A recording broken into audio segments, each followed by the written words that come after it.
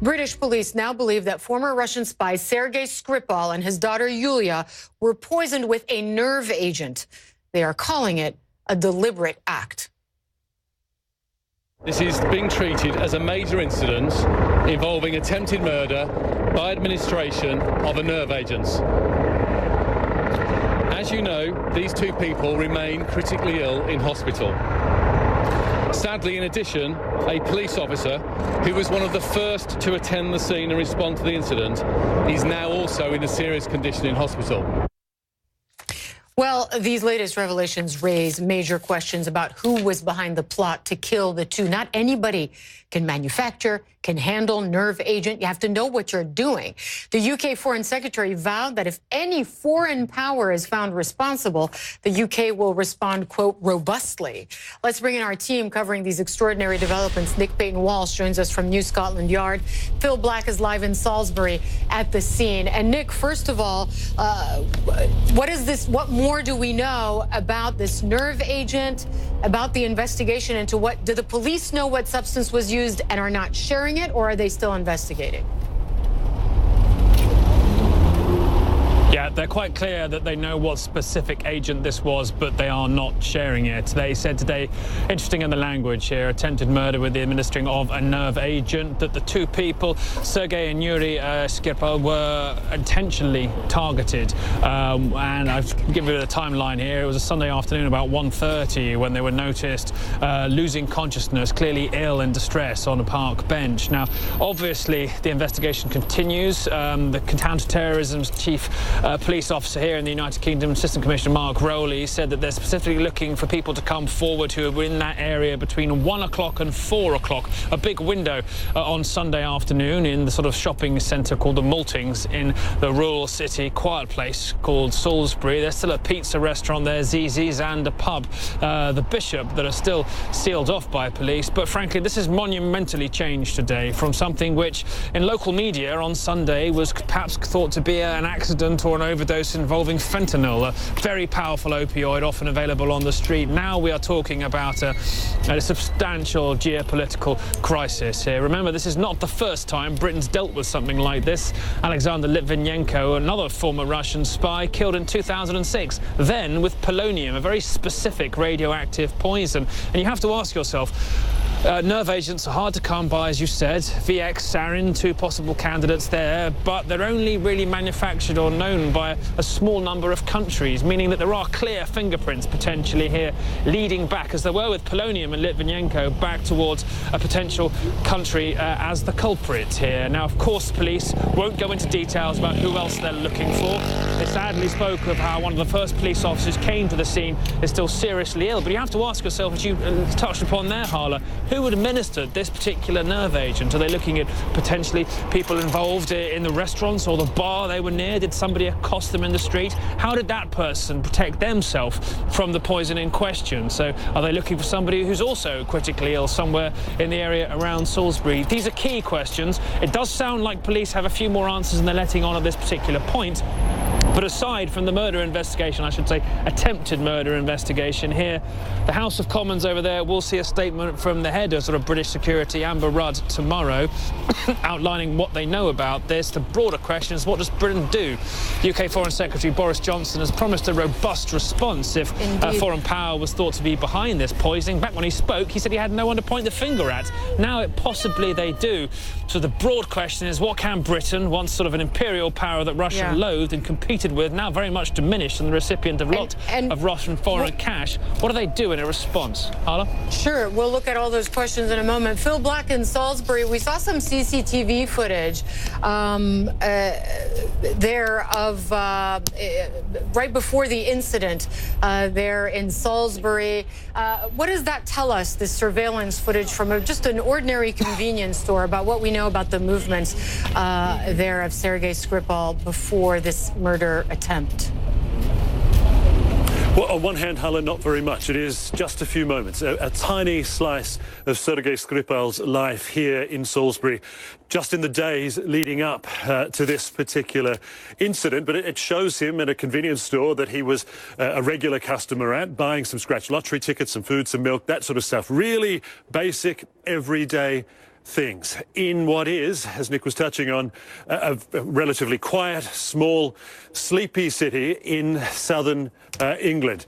It is here that we now understand, really very close to where I am now standing, that a chemical weapon was deployed in a deliberate effort to try and assassinate Sergei Skripal and perhaps his daughter as well. We don't know at this stage whether or not she was a deliberate target or whether or not she was simply collateral damage. But that is the fact that people in this town are now coming to terms with, because where I'm standing is near that shopping area, which on a Sunday afternoon was vibrant, filled with people going about their day in shops, restaurants and pubs and so forth. And we know that this weapon did pose a wider risk to just those targeted, because one of the police officers who first assisted them is now seriously ill in hospital as well because of his exposure to it, Hala. All right, Phil Black in Salisbury, thanks very much. And Nick Payton-Walsh at New Scotland Yard. This case has put renewed scrutiny on a string of Russian-linked deaths in the UK in recent years. But are we jumping to conclusions here? My next guest has investigated all of them. She says the UK has turned a blind eye to assassinations on its soil and has instead tried to protect the Kremlin, and with it, Russian investment in the UK. Heidi Blake is the UK investigations editor for BuzzFeed News, and she's here in the studio. Thanks for being with us. When I ask, are we jumping to conclusions? This is a man who was convicted in Russia, but he was later pardoned. Presumably, MI6 would have spoken to him at length at the time. He would have told them everything he knows. Why would Russia today target someone like him? Does it make sense? Well, I think what you have to weigh in the balance here is the fact that for Vladimir Putin, he is a KGB man himself. That's the tradition that he comes from, and part of the way in which the KGB and now the FSB, its successor agency, enforces its dominance and its power is that if you betray Russia, if you betray in particular the FSB, the Russian security state, then you'll be at risk for the rest of your life. We saw him in CCTV footage, didn't seem to have protection, was going about his day. Sergei Skripal, his daughter, was visiting from Russia. It just looked kind of like an ordinary routine for him. Right. Is that surprising to you? Well, we understand that he opted to live under his own identity and without protection. That is a choice that some defectors make. He did have protection from MI6, as far as we understand it.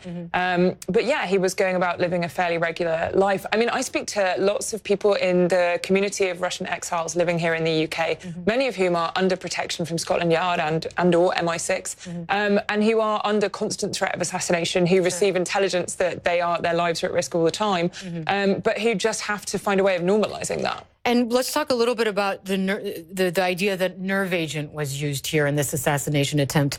When I say not anybody knows how to manufacture and handle nerve agent, this really just gives us lots of clues as to who or what entity could be behind this. That's right. One of the things we know about Russia is that it has, the Russian state has a poison factory outside Moscow, which is devoted to the research and development of obscure chemical and biological weapons for specific use in targeted assassinations. They have a vast arsenal of poisons at their disposal, and so when we know a little bit more about exactly what agent has been used here, it might tell us a little more about whether it's likely to have come from that factory. And there were previous murders that were linked to Russia where, for instance, polonium-210 was used and different. This nerve agent development, what does it tell you specifically?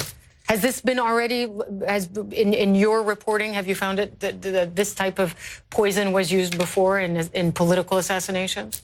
Well, some of what we've learned about the other cases we've investigated, there are 14 in total on British soil, is that some of these people are suspected by intelligence agencies of having been poisoned. We know that Russia has at its disposal chemicals that cause, for example, heart attacks or can trigger fast-developing cancers. And in this case, this appears to be some kind of a nerve agent that shuts down the nervous system very, very quickly. So those are the sorts of weapons which are likely only to be at the disposal of a state as opposed to, say, an organised crime group, a mafia group, which is why I think all fingers right now are pointing at the Kremlin. Sure.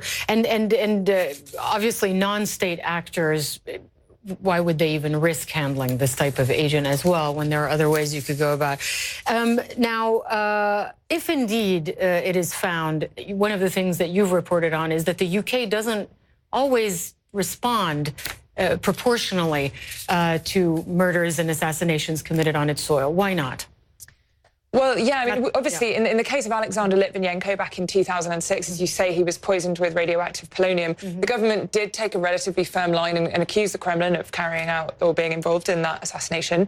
They really didn't have any option. It was such a brazen assassination. It was, using radioactive material in the capital city. It left a radioactive trail all over London. But in the other 14 cases we've looked at, many of which have occurred since then, the police have declared all of these deaths non-suspicious, despite some of them being extremely brazen. In one case, somebody was stabbed to death multiple times with 2 different knives, and the police said it was a suicide. In another, somebody dropped dead and was found to have a rare plant poison in his stomach. Again, the police said that was a death by natural causes.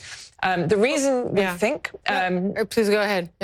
Our understanding from speaking to multiple sources on both sides of the Atlantic is that the British government has been unwilling to antagonise the Kremlin by making accusations, keen to preserve the flow of Russian money into British banks and properties, and genuinely nervous of enraging a Russia which is increasingly developing cyber capabilities which could shut down swathes of British infrastructure.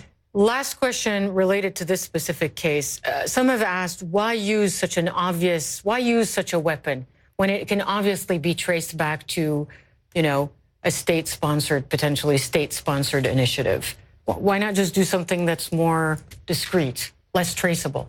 I think that's a great question, and it seems that this is such a brazen act that it can only be a deliberate provocation, especially not just going for Sergei Skripal, but also targeting his daughter, a completely innocent party.